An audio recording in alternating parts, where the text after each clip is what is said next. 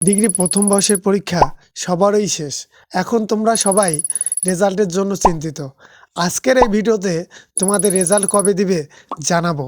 সেই সাথে যাদের ১-২ বিষয়ে পরীক্ষা খারাপ হয়েছে তাদের ওই সাবজেক্টগুলোতে কি করতে হবে সেটাও বলে দেব। দেখো, ডিগ্রি পরীক্ষা শেষ করার প্রায় ৩ মাস পরে রেজাল্ট প্রকাশ করে থাকে। যদি দেশের পরিস্থিতি অথবা কোনো অঘটন না ঘটে তাহলে তোমাদের পরীক্ষার ফলাফল 100% মে মাসে অথবা সর্বোচ্চ জুন মাসেই প্রকাশ করে দিবে। সবার রেজাল্ট ভালো হোক, এই দোয়া তোমাদের প্রতি আমি সব সময় করি। চলো এখন জানবো ১-২ বিষয় খারাপ হলে কি করবেন।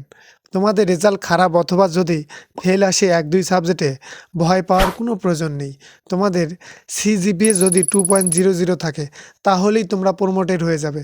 এখানে তোমাদের ১-২ সাবজেক্টে ফেল থাকলেও কোনো সমস্যা নেই। আর হচ্ছে তোমাদের এখানে কোনো ইয়ার নষ্ট হবে না। তোমরা সরাসরি দ্বিতীয় বর্ষে ভর্তি হয়ে যেতে পারবে। আর তোমাদের খারাপ হওয়া সাবজেক্টগুলো তোমাদের পরের ব্যাচের পরীক্ষা যখন হবে তখন দিয়ে দেবেন। ব্যাস, তোমরা দ্বিতীয় বর্ষের পরীক্ষাও দিলে আর প্রথম বর্ষে যেই সাবজেক্টটা খারাপ গেছে ওই সাবজেক্টের একটা পরীক্ষা দিয়ে দিলে। তো এই ছিল আজকের ভিডিও। তোমাদের আমরা সাজেশন দিয়েছিলাম, কেমন কমন পেয়েছিলে সবাই কমেন্ট করে জানাবে। তোমরা কিন্তু আমাদের ভিডিওগুলো দেখো কিন্তু কমেন্ট করো না। তো যাই হোক, এটা যেহেতু তোমাদের শেষ ভিডিও হতে যাচ্ছে প্রথম বর্ষের, এরপরে আমরা দ্বিতীয় বর্ষের সাজেশনগুলো নিয়ে কাজ করব। তো তোমরা আর কি একটা নির্ভেজাল কমেন্ট করে দিও যে কীরকম কমন পাচ্ছিলে বা পেয়েছো।